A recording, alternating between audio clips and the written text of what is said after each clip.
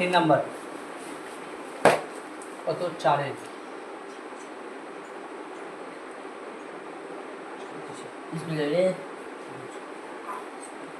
দেখ এই অঙ্কটা করার একটা আছে, এটা একটু অন্যভাবে হবে। a/b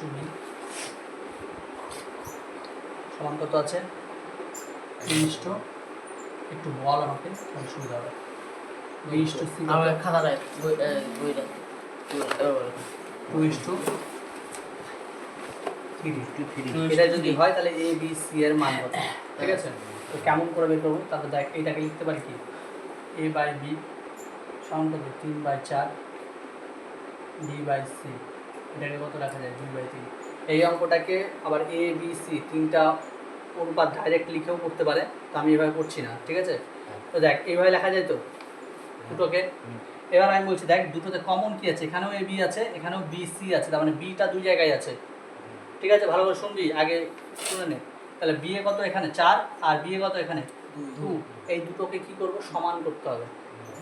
সমান করতে গেলে কি করতে হবে, এক সময় এখানে তো দেখ সমান করা একটা সহজ পদ্ধতি আছে যে এটাকে 2 দিয়ে গুণ করে দিলেই এটাও 4 হয়ে যাবে, এটা তো 4 ছিল।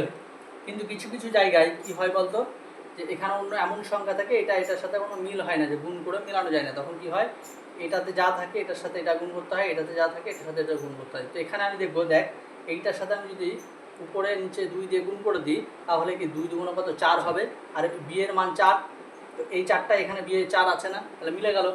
তার মানে কি হবে 2/3 উপরে 2 দিয়ে গুণ নিচে 2 দিয়ে গুণ করবো, যা গুণ করবো উপরেও তাই দিয়ে গুণ করবো নিচেও তাই দিয়ে গুণ করবো। যদি গুণ না করিস তাহলে কিন্তু অঙ্ক হবে না।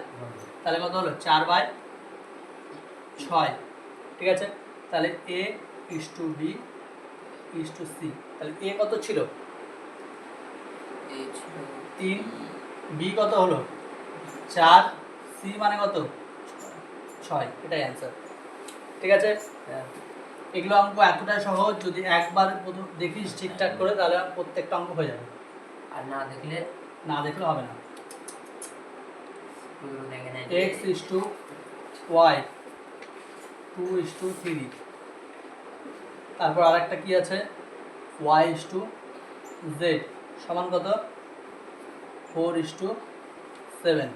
এই অঙ্কটা তোরা বল কি করবো বল, সেম একই অঙ্ক একদম সেম টু সেম, বল সুদান বল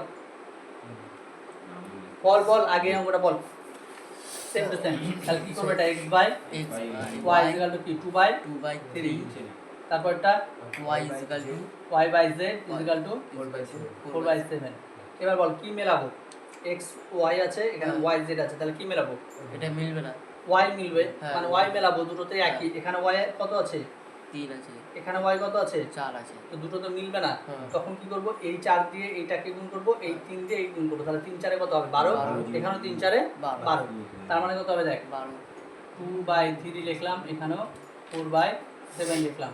কি বললাম, এই 4 দিয়ে এখানেও গুণ করব, এখানে যখনই গুণ করব তাহলে কি উপরে গুণ করতে হবে 4 দিয়ে, এই 3 দিয়ে একে গুণ করব, যখন উপরে গুণ করলাম তাহলে কি নিচেও গুণ করতে হবে, তাহলে কত হলো দেখ 4 4 গুণ 8 আর 3 4 12, এখানে কত 12 আর কত হবে 21। দেখ এখন 12 আর 12 বি এর y এর মান কি 12 12 মিলে গেল, তাহলে কি এবার x/y/z সমান কত হবে বল 8 12 21, বোঝা গেল? এটাই অ্যান্সার।